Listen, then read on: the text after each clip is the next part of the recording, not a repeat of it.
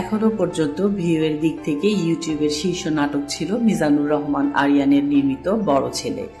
প্রায় ৮ বছর আগে জিয়াউল ফারুক অপূর্ব ও অভিনেত্রী মেহজাবিন চৌধুরী অভিনীত এই নাটক দর্শক মহলে ব্যাপক সাড়া ফেলে। ইউটিউবে এখন পর্যন্ত এই নাটকের ভিউ সংখ্যা ছিল ৫,৪১,৮৮,০০০। দেশের যে কোনো নাটকের হিসেবে এই সংখ্যাটা ছিল সর্বোচ্চ।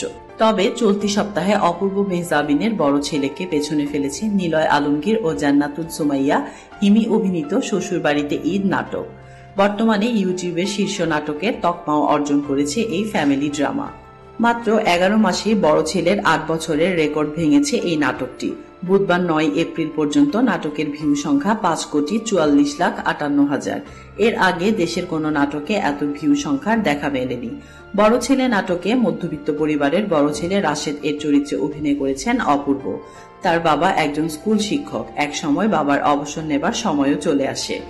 এরপর পরিবারের আয়ের উৎস হিসেবে হাল ধরতে হয় বড় ছেলেকেই। বড়লোকের মেয়ে রিয়ার চরিত্রে অভিনয় করেছেন মেহজাবিন।